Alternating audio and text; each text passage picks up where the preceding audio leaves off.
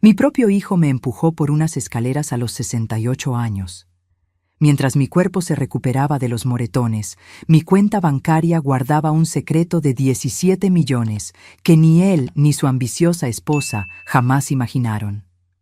Ahora, con una pluma en la mano y un plan en el papel, me preparaba para enseñar la lección más importante que un hijo puede aprender. Nunca subestimes a una madre silenciosa. Cuéntame en los comentarios. ¿Alguna vez has visto a alguien ser subestimado por su edad? ¿Y de qué ciudad nos acompañas en esta historia? Me encanta saber hasta dónde llegan. Fue un jueves de otoño cuando mi vida cambió para siempre. Las hojas caían afuera, doradas y relucientes, mientras yo caía dentro de mi propia casa. Una caída que, a diferencia de las hojas, no tenía nada de natural ni de bonita. Pedro, mi único hijo, había estado diferente durante meses. Desde que se casó con Luisa, una agente inmobiliaria con sonrisas calculadas y ojos que nunca descansaban, algo había cambiado en él.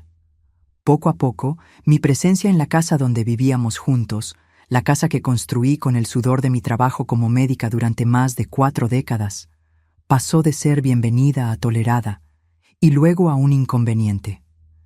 Esa mañana, sus susurros en la cocina cesaron cuando entré. Ya estaba acostumbrada a eso. Me encogí como aprendemos a hacer con la edad, tratando de ocupar menos espacio, de hacer menos ruido. Me serví café en silencio, observando cómo Luisa cerró rápidamente una carpeta al verme. «Mamá, necesitamos hablar sobre la casa», dijo Pedro, evitando mi mirada. Su tono era el que usaba para pacientes terminales en el hospital donde trabajaba. Suave, distante, preparándome para malas noticias. «Hemos encontrado un lugar maravilloso para ti», Luisa intervino, su sonrisa perfecta no llegando a sus ojos. «Una comunidad para personas de tu edad, actividades, amigos, cuidados». No necesité escuchar el resto. Sabía exactamente lo que estaba pasando. La casa valía mucho ahora, con el nuevo desarrollo en la zona. Y yo estaba en el camino. «La escritura todavía está a mi nombre», respondí con calma, tomando un sorbo de café. «Y tengo la intención de mantenerla así por ahora». Vi la mirada que intercambiaron. No era la primera. Documentos míos que desaparecían, conversaciones interrumpidas cuando entraba en una habitación, el repentino interés de Luisa en organizar mis medicinas. Pequeñas señales que yo venía registrando en silencio. «Mamá, sé razonable», insistió Pedro, endureciendo su voz. «No puedes cuidar esta casa sola. Te estás volviendo confusa a veces». Confusa.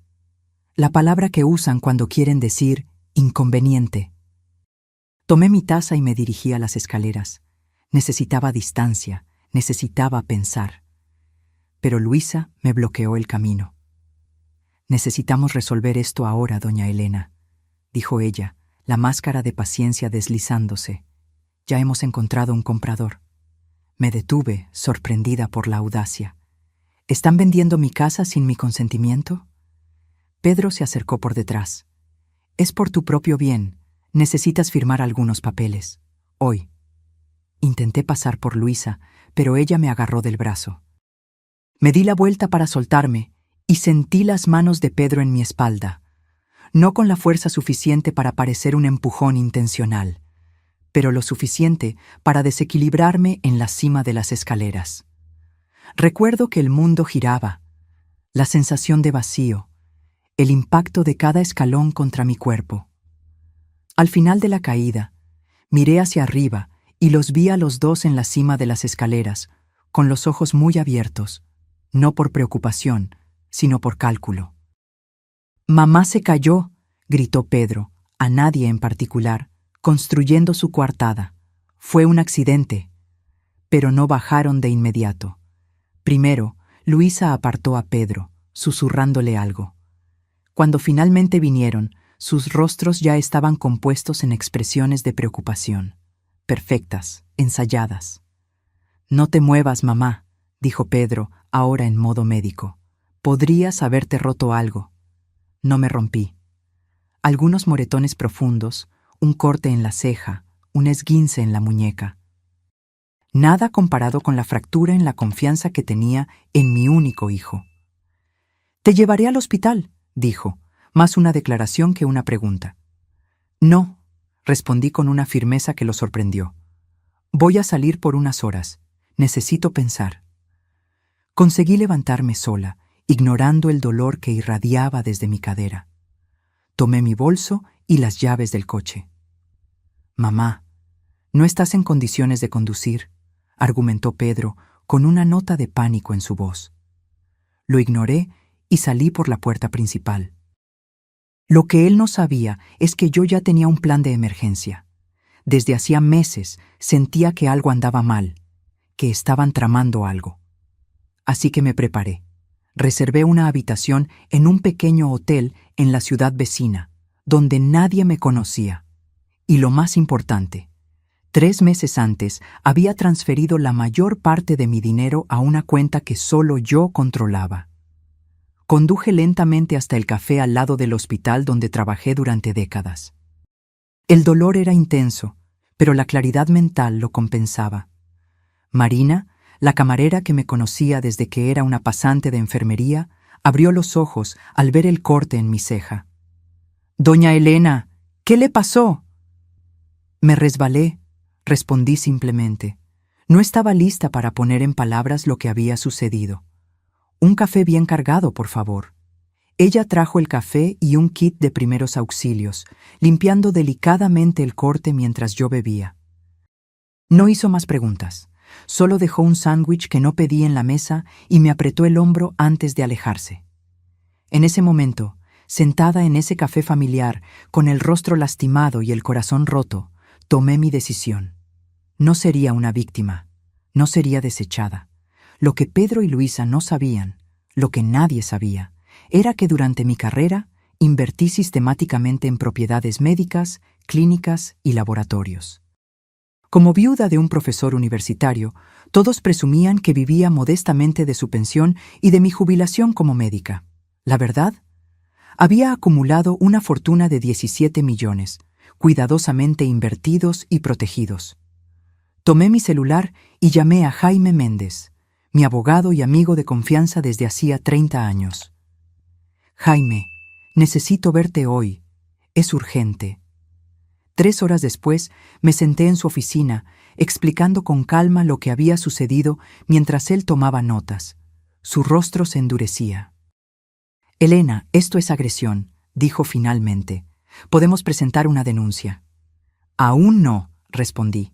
«Primero, quiero asegurarme de que nunca más puedan tocar nada que me pertenezca».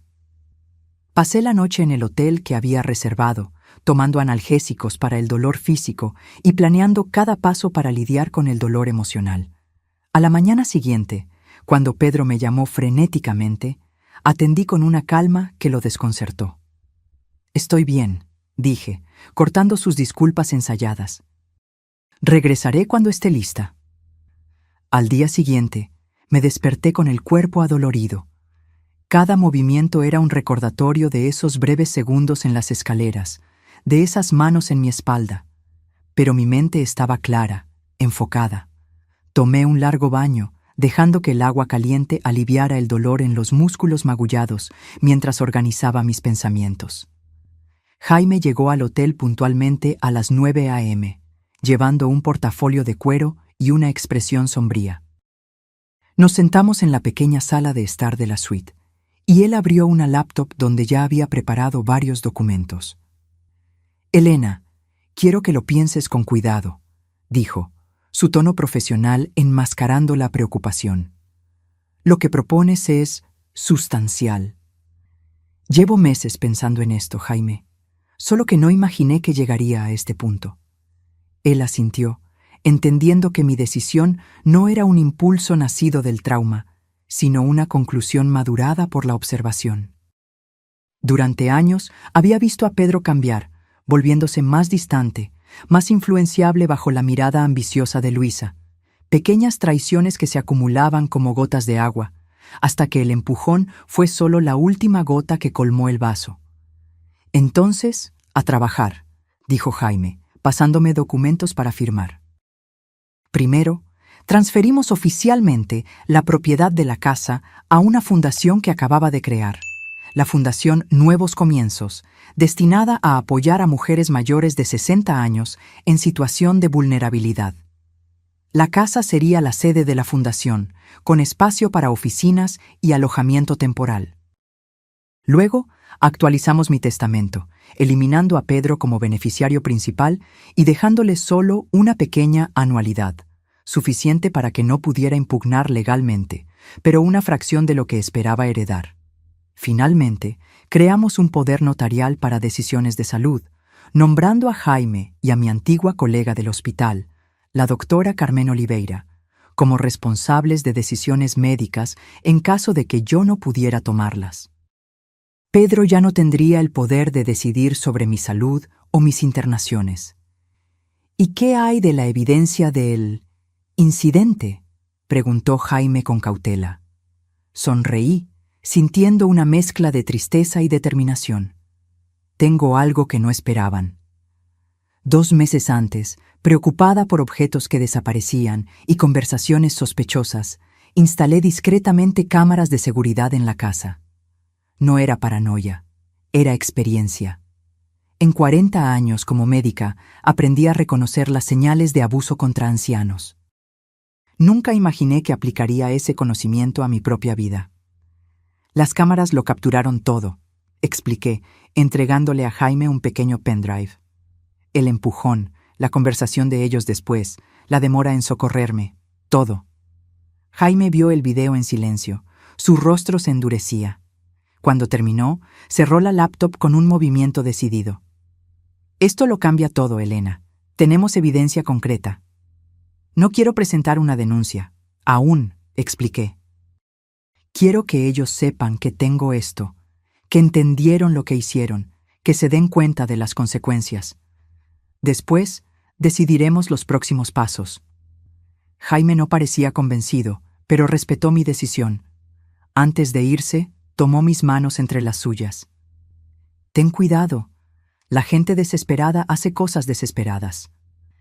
Esa tarde, contraté una empresa de mudanzas para retirar mis pertenencias personales de la casa, ropa, documentos, objetos sentimentales.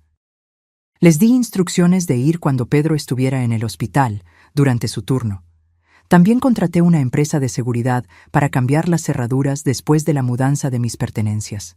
Mientras esto sucedía, alquilé un cómodo apartamento en el centro de la ciudad, cerca del parque donde solía caminar todas las mañanas. Un nuevo comienzo, en mis propios términos. Mi celular no paraba de sonar. Pedro, Luisa, incluso amigos en común que claramente habían escuchado una versión editada de los eventos. No atendí ninguna llamada. En cambio, envié un único mensaje a Pedro. Estoy bien, me quedaré en otro lugar por ahora. Te pido que respetes mi espacio. La respuesta llegó casi al instante. Mamá, por favor, nos estás asustando. Fue un accidente. Necesitamos cuidar de ti. No respondí. Esa palabra, accidente, ahora tenía un sabor amargo. Los accidentes no son precedidos por planes de vender la casa sin consentimiento. Los accidentes no son seguidos por susurros calculadores antes de ofrecer ayuda. Al día siguiente, recibí una llamada de Marina, la camarera del café. Doña Elena, su hijo estuvo aquí preguntando por usted. Parecía bastante trastornado. ¿Qué le dijiste? Solo que la vi el otro día, pero no mencioné las heridas. Algo me dijo que fuera discreta. Gracias, Marina. Hiciste bien. Ella dudó antes de continuar. Doña Elena, cuando entró al café con ese corte, me recordó a mi abuela. Ella también se resbalaba mucho cuando vivía con mi tío. Sentí un nudo en la garganta. Estoy lidiando con eso, Marina. No te preocupes. Si necesita algo, aquí estamos. Todos nosotros en el café. Usted ha ayudado a mucha gente en esta ciudad a lo largo de los años. Sus palabras me reconfortaron. Durante décadas como médica en una ciudad pequeña, traté a generaciones de familias. Acompañé nacimientos, enfermedades, recuperaciones y, sí, muertes. Construí una red de relaciones basada en la confianza y el respeto. Era hora de activar esa red. Después de una semana en el nuevo apartamento, con todos los documentos legales organizados, decidí dar el siguiente paso. Envié un correo electrónico formal a Pedro y Luisa. Estimados, por medio de la presente, les informo que no volveré a residir en la casa de la calle de las Palmeras. La propiedad ahora pertenece legalmente a la Fundación Nuevos Comienzos, según la documentación registrada en la notaría la semana pasada. También les informo que poseo evidencia del incidente ocurrido el jueves pasado, incluyendo grabaciones de video y documentación médica de las heridas resultantes. No deseo cortar lazos por completo, pero establezco las siguientes condiciones para cualquier contacto futuro: reconocimiento formal de lo que sucedió, compromiso con terapia familiar, cese inmediato de cualquier intento de controlar mis finanzas o decisiones. Atentamente, doctora Elena Campos. Hice clic en enviar y dejé el celular a un lado, sintiendo que un peso se quitaba de mis hombros. Era el primer paso para reconstruir mi vida en mis propios términos. Ya no era invisible, ya no era desechable, ya no era silenciada. Esa noche miré por la ventana de mi nuevo apartamento hacia la ciudad que conocía tan bien. Las luces parpadeaban como estrellas terrenales, familiares y sin embargo diferentes desde esta nueva perspectiva. Sentí una extraña paz. No la paz de la resignación, sino la de la determinación. Lo que Pedro y Luisa aún no sabían es que mi patrimonio era mucho mayor de lo que imaginaban. Los 17 millones ahora estaban protegidos en fondos fiduciarios, empresas y la nueva fundación, y apenas estaba comenzando. La respuesta de Pedro llegó antes del amanecer, un correo largo y confuso, alternando entre negación, ira y súplica. Negaba haberme empujado intencionalmente, alegando que yo había malinterpretado un gesto de apoyo. Me acusaba de ingratitud después de todo lo que él había sacrificado para cuidarme. Y finalmente me imploraba que volviera a casa, prometiendo que lo resolveríamos todo. No había mención a las grabaciones ni a mis condiciones. Ni una palabra sobre la fundación o la transferencia de la casa. Era como si hubiera leído un correo electrónico completamente diferente, un reflejo perfecto de cómo me había estado escuchando en los últimos años. Luisa no respondió directamente. En cambio, comenzó una campaña silenciosa entre nuestros conocidos en común.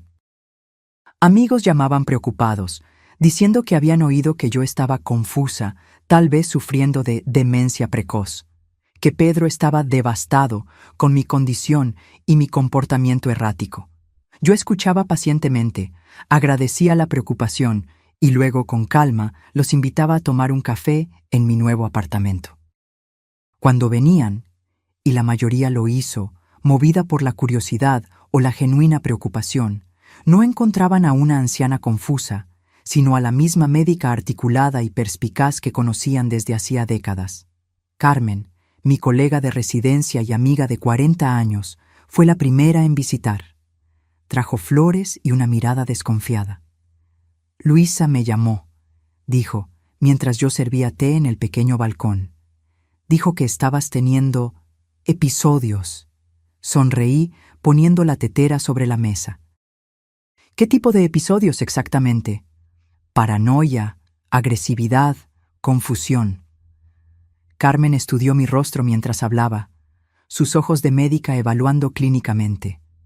En respuesta, abrí mi laptop y le mostré las grabaciones. El empujón, la conversación susurrada en la cima de las escaleras mientras yo gemía en el suelo, los días de comentarios condescendientes y manipulaciones sutiles que precedieron al incidente. Cuando terminamos de ver, Carmen estaba pálida. Dios mío, Elena. ¿Por qué no me lo contaste antes? Porque es mi hijo, respondí simplemente.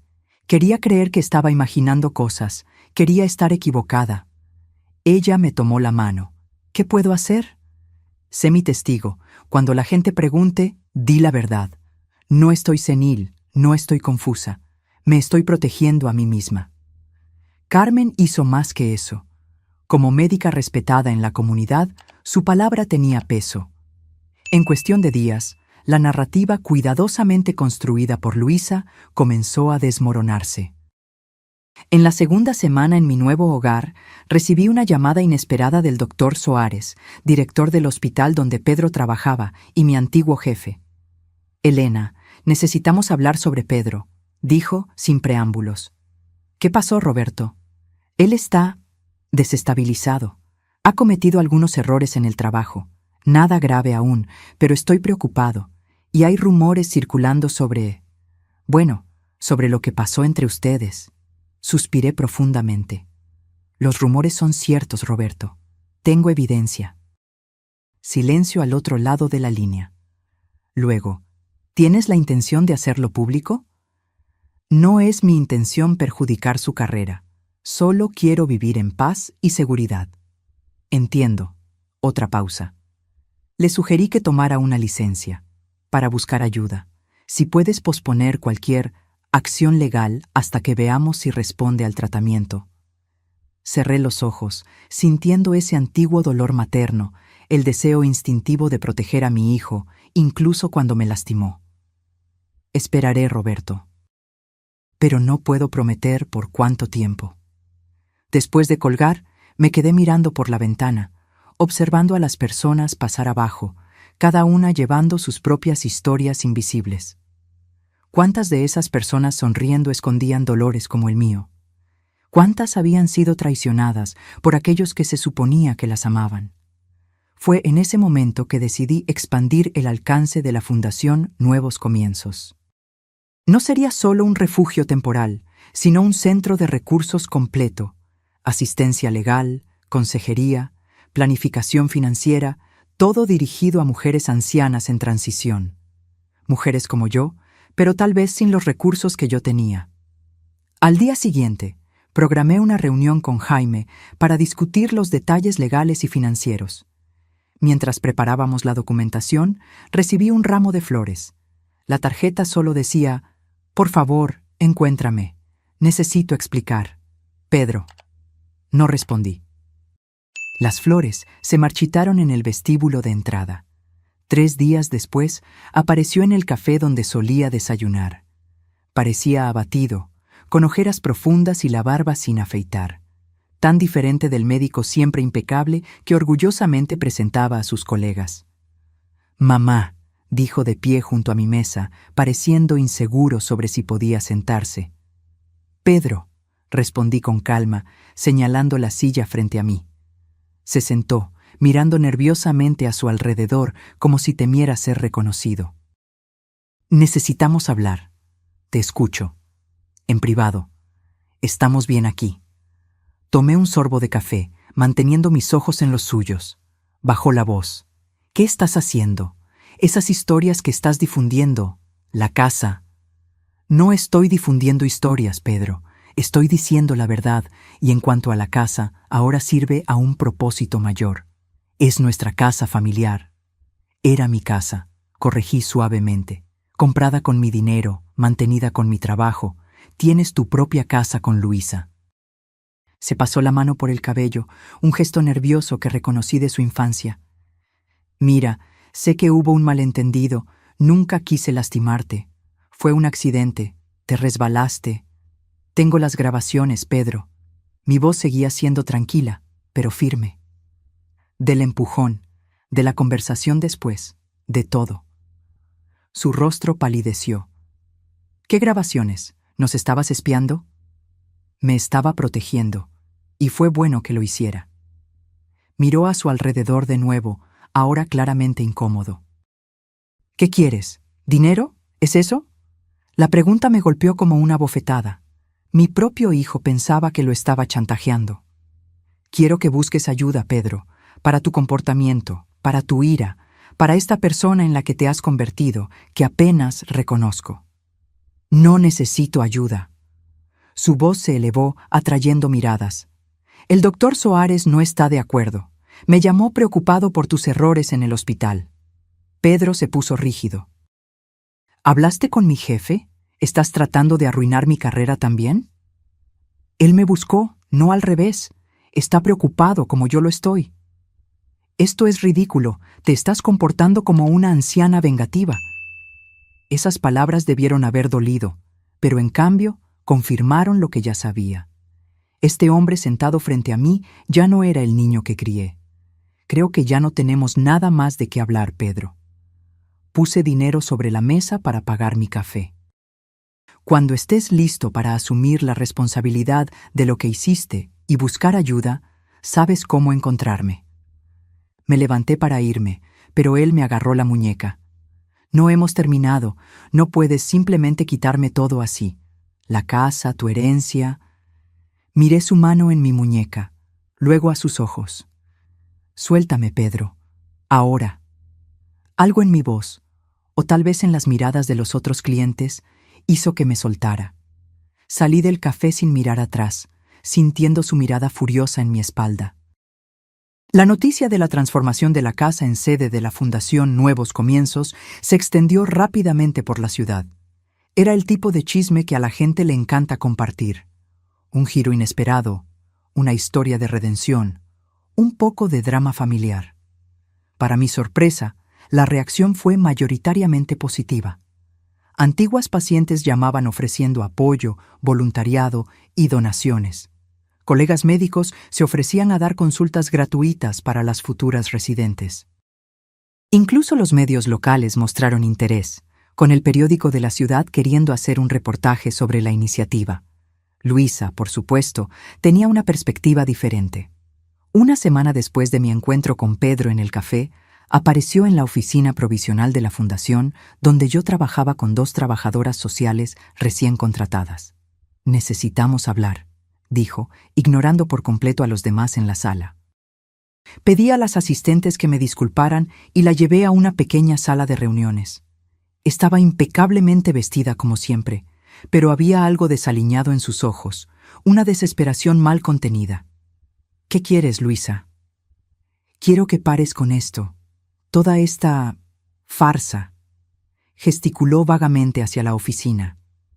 «Esta fundación, esas historias sobre Pedro, estás arruinando nuestras vidas». Mantuve mi voz tranquila, como hacía con pacientes agitados. «No es una farsa. La fundación está legalmente registrada, con financiación garantizada y una misión clara. En cuanto a Pedro, no he difundido historias sobre él. No seas ingenua. Todo el mundo está hablando. Él podría perder su trabajo. Si Pedro pierde su trabajo, será por sus propias acciones, no por mis palabras». Se inclinó hacia adelante, bajando la voz. «Mira, podemos resolver esto. Devolver la casa a ti, olvidar toda esta historia, empezar de nuevo. La casa no está a la venta, Luisa. Y algunas cosas, una vez rotas, no pueden simplemente ser arregladas». Su rostro se endureció. «No entiendes lo que estás haciendo. Pedro no está bien, está bebiendo, tiene ataques de ira. No sé lo que puede hacer». Era una advertencia disfrazada de súplica. Reconocí el patrón. Lo había visto en familias de pacientes muchas veces. El miedo a lo que un ser querido inestable podría hacer. Si temes por lo que Pedro puede hacer, sugiero que busques ayuda para él. Y si temes por tu propia seguridad, hay apoyo disponible. Sus ojos se abrieron. «No estoy diciendo que me lastimaría. Estoy diciendo que él puede lastimarse a sí mismo. Entiendo tu preocupación, pero el chantaje emocional no funcionará conmigo, Luisa. Ya no». Se levantó bruscamente. «Te arrepentirás de esto. Cuando Pedro lo pierda todo por tu culpa, cuando haga algo de lo que no pueda volver atrás, recuerda esta conversación». Después de que se fue, me quedé sentada por un largo tiempo, respirando profundamente para calmar mi corazón acelerado. La amenaza velada me perturbó más de lo que quería admitir. Llamé a Jaime y le conté la conversación. «Debemos tomar esto en serio», dijo, con la preocupación evidente en su voz. «Voy a tramitar una orden de alejamiento preventiva. ¿Crees que es necesario? Elena, eres médica. Sabes lo impredecibles que pueden ser los pacientes inestables. Y Pedro tiene acceso a medicamentos y conocimiento médico. Tenemos que ser cautelosos». Acepté de mala gana. Por mucho que quisiera creer que mi hijo nunca me lastimaría intencionalmente, el empujón en las escaleras había destruido esa ilusión. Si lo hizo una vez, bajo presión, ¿qué haría ahora que estaba perdiendo todo? La orden de alejamiento fue concedida rápidamente, gracias a la grabación del incidente y al testimonio de Carmen sobre mis heridas. Pedro no podría acercarse a mí, a mi apartamento o a la sede de la fundación. Cuando se entregó la notificación, recibí una llamada devastadora de Roberto Suárez. Elena, Pedro no se presentó al turno hoy. Descubrimos que ha estado tomando medicamentos del hospital. Lo estoy suspendiendo oficialmente y derivando el caso a la junta médica. Sentí como si el aire hubiera sido arrancado de mis pulmones. ¿Crees que él está? No lo sé. Intentamos llamarlo. Enviamos a alguien a su casa. Luisa dice que salió anoche y no ha vuelto. Mi corazón de madre se encogió, ese vínculo primordial que persiste sin importar lo que haya sucedido. Si tienes noticias, serás la primera en saber. Pasé las siguientes horas en un estado de ansiosa expectativa. Una parte de mí quería salir a buscarlo, revisar todos los lugares que frecuentábamos cuando era niño. El parque con el viejo carrusel, la heladería en la plaza central, la biblioteca donde pasábamos las tardes lluviosas. Pero la parte racional de mí sabía que no sería seguro, ni para mí ni para él. A las 11 p.m., cuando ya me preparaba para una noche de insomnio, el teléfono sonó. Era Carmen. Encontraron a Pedro, dijo, su voz profesional enmascarando la emoción. Está en el Hospital Santa Clara. Sobredosis de medicamentos, Elena. Está estable, pero... No escuché el resto. Un zumbido llenó mis oídos. Imágenes de mi niño de 5 años sosteniendo un estetoscopio, del adolescente orgulloso con su primer uniforme médico, del hombre seguro de sí mismo el día de su graduación en medicina. Y ahora, acostado en una cama de hospital por su propia mano. «Voy para allá», dije, ya buscando mis llaves. «Elena, la orden de alejamiento. Al diablo con la orden de alejamiento. Es mi hijo». Cuando llegué al hospital, el mismo donde trabajé durante décadas, donde Pedro creció corriendo por los pasillos, fui recibida por el doctor Suárez. Su rostro estaba serio, pero sus ojos eran amables. «Él estará bien», me aseguró antes de que yo pudiera preguntar. «Lo encontramos a tiempo. Físicamente se recuperará por completo. ¿Y mentalmente?», Roberto suspiró. «Eso llevará más tiempo. Dejó una carta, Elena, para ti». Miré el sobre en sus manos, mi nombre escrito con la letra familiar de Pedro. «¿Luisa está aquí?» «Vino, pero se fue poco después. Dijo que necesitaba resolver algunas cosas». Tomé el sobre con manos temblorosas. «¿Puedo verlo?» «Está sedado ahora, pero puedes entrar, solo por unos minutos». La UCI estaba silenciosa a esa hora, solo el pitido constante de los monitores y el susurro de los enfermeros intercambiando información. Pedro parecía pequeño en la cama del hospital, tubos y cables conectados a su cuerpo, la piel pálida contra las sábanas blancas. Me senté a su lado, sin tocarlo, solo observando el subir y bajar de su pecho. Después de unos minutos, abrí la carta. «Mamá, cuando leas esto, tal vez ya no esté aquí. Ya no puedo vivir con lo que hice, con lo que me convertí.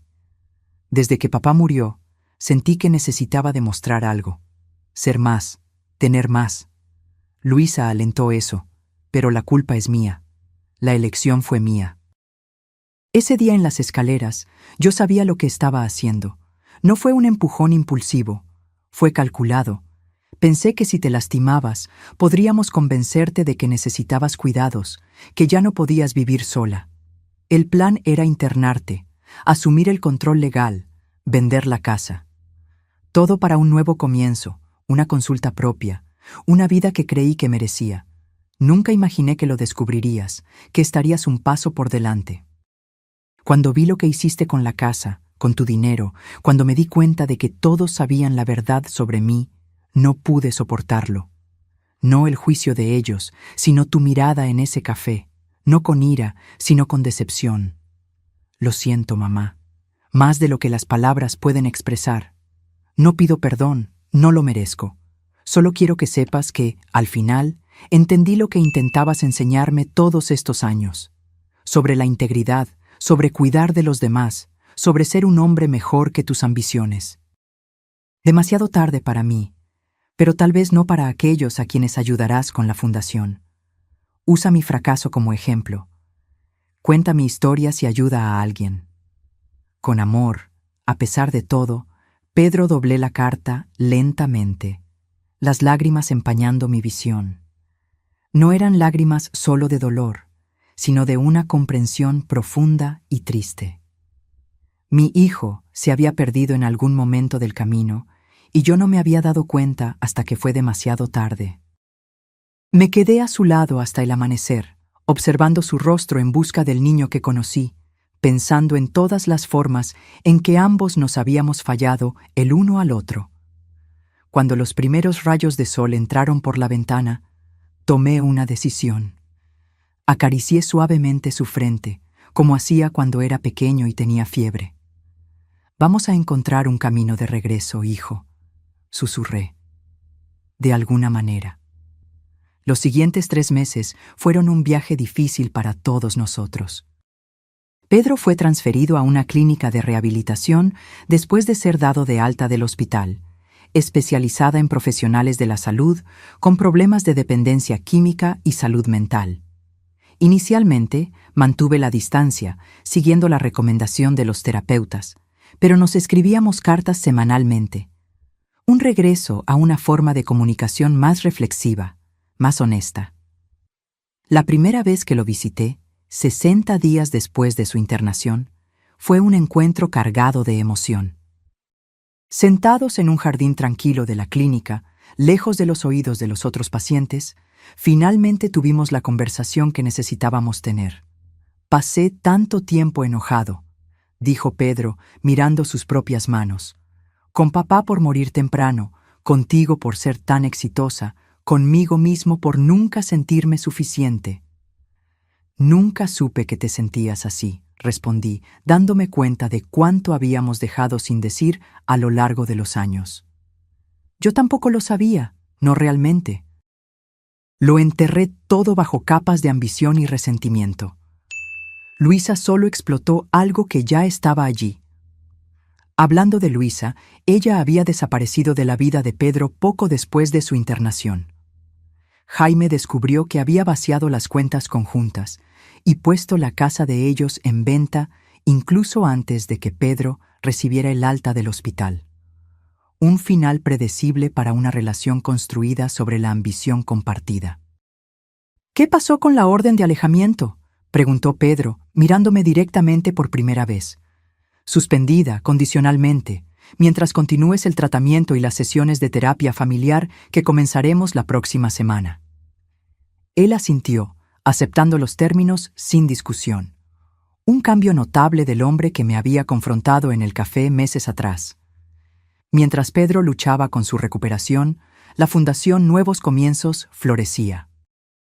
La antigua casa familiar ahora albergaba a 6 mujeres mayores en transición, 2 viudas recientes, una sobreviviente de abuso doméstico y 3 que simplemente necesitaban un nuevo comienzo después de cambios en sus vidas.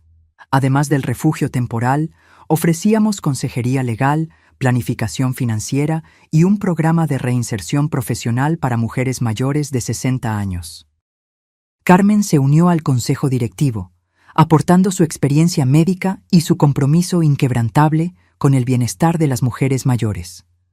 Juntas, expandimos la visión inicial para incluir investigación sobre el envejecimiento femenino y la defensa de políticas públicas más inclusivas.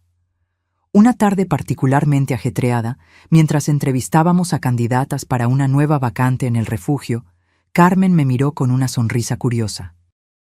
«Nunca imaginaste que un empujón por las escaleras te llevaría a todo esto, ¿verdad? Ni en mis pesadillas más oscuras, ni en mis sueños más ambiciosos», respondí, sonriendo de vuelta. «¿Sabes qué es lo que más me impresiona? Podrías haber usado tu dinero e influencia para destruir a Pedro por completo. Habría sido justificable, considerando lo que hizo. Pero en cambio, estoy tratando de arreglar lo que se puede arreglar, completé, incluyendo a mi hijo, si es posible. La verdad es que la ira inicial había dado paso a algo más complejo. No exactamente perdón, aún no, pero una comprensión más profunda. Pedro era producto no solo de sus propios fracasos, sino también de los míos, de nuestras dinámicas familiares no resueltas, de presiones sociales que valoran el éxito material por encima de la integridad. Ninguno de nosotros es solo una cosa, víctima o agresor, héroe o villano. Todos estamos compuestos de elecciones, algunas de ellas terribles, algunas nobles, la mayoría en algún lugar intermedio. 4 meses después del incidente en las escaleras, organizamos el primer evento público de la Fundación, un simposio sobre envejecimiento con dignidad en el auditorio del hospital. Para mi sorpresa, Pedro pidió participar, no como orador, sino como oyente. ¿Crees que es una buena idea?, pregunté durante nuestra sesión de terapia familiar. Habrá mucha gente que conoce nuestra historia. Exactamente por eso necesito estar allí, respondió. No puedo esconderme para siempre. Necesito enfrentar lo que hice, públicamente. El día del evento, Pedro se sentó discretamente en la última fila. Noté algunas miradas, algunos susurros, pero la mayoría de la gente estaba concentrada en el programa. Charlas sobre los derechos de los ancianos, planificación patrimonial, prevención de abusos financieros, todos temas que habían adquirido un nuevo significado personal para mí. Cuando llegó mi turno de hablar, sentí un nerviosismo que no experimentaba desde mis primeros días como médica. Miré a las caras atentas en la audiencia, vi a Carmen en la primera fila animándome con un gesto, y luego, brevemente, encontré los ojos de Pedro en el fondo de la sala. Estamos aquí hoy para hablar sobre la dignidad en el envejecimiento, comencé.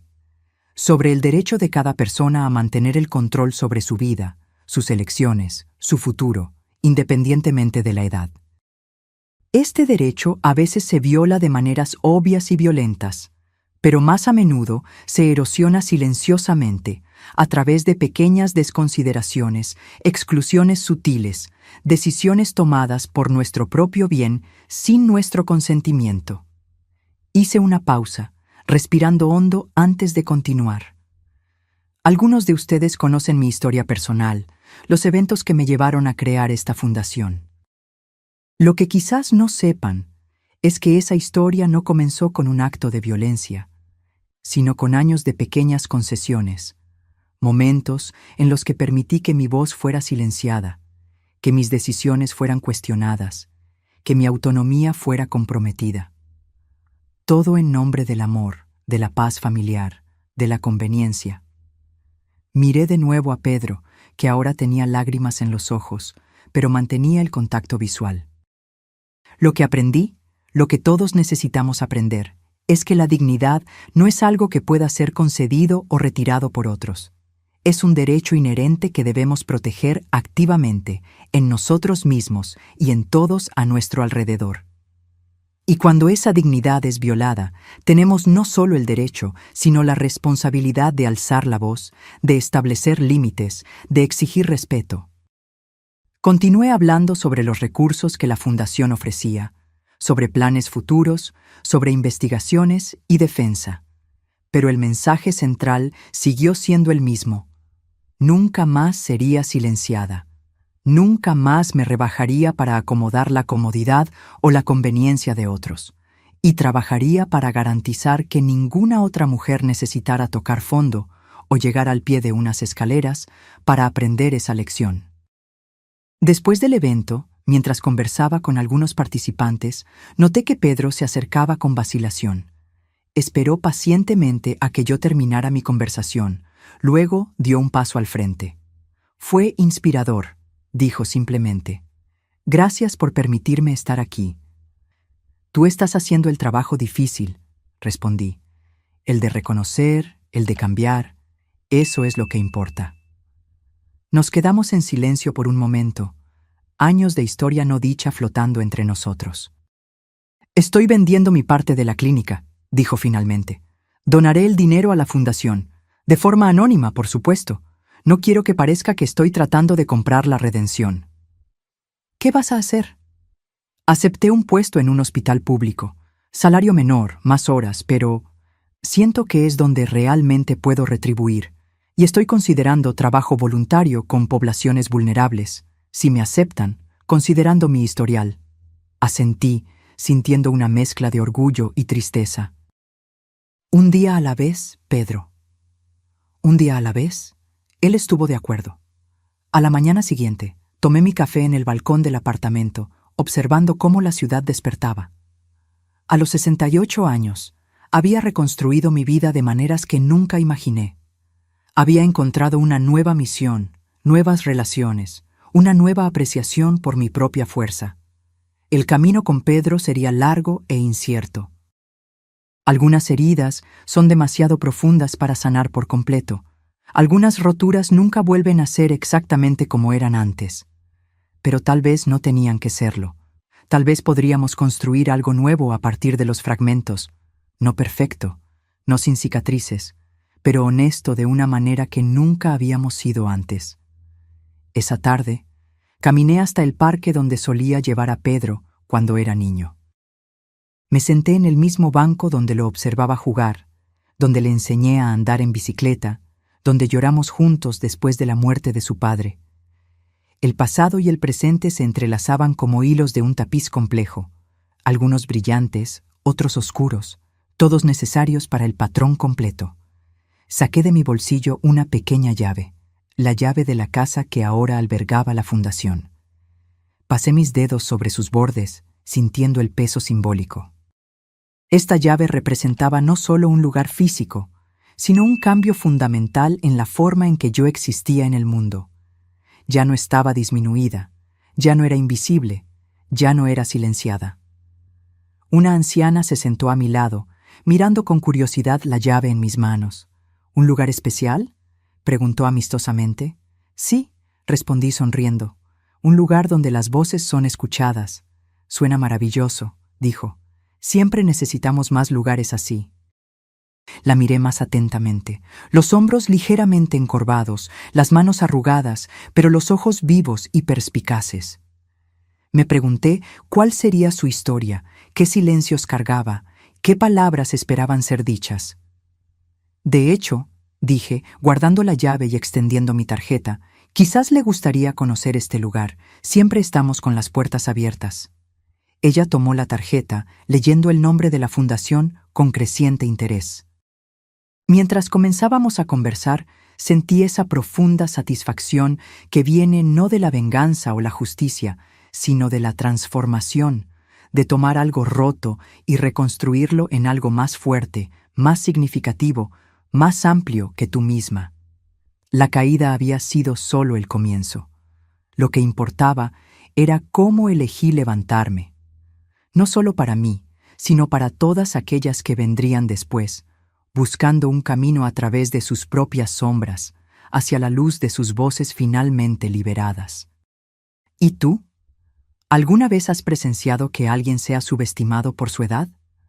¿Cómo reaccionarías si te vieras en una situación similar? Deja tu opinión en los comentarios y no olvides darle me gusta y suscribirte para más historias como esta.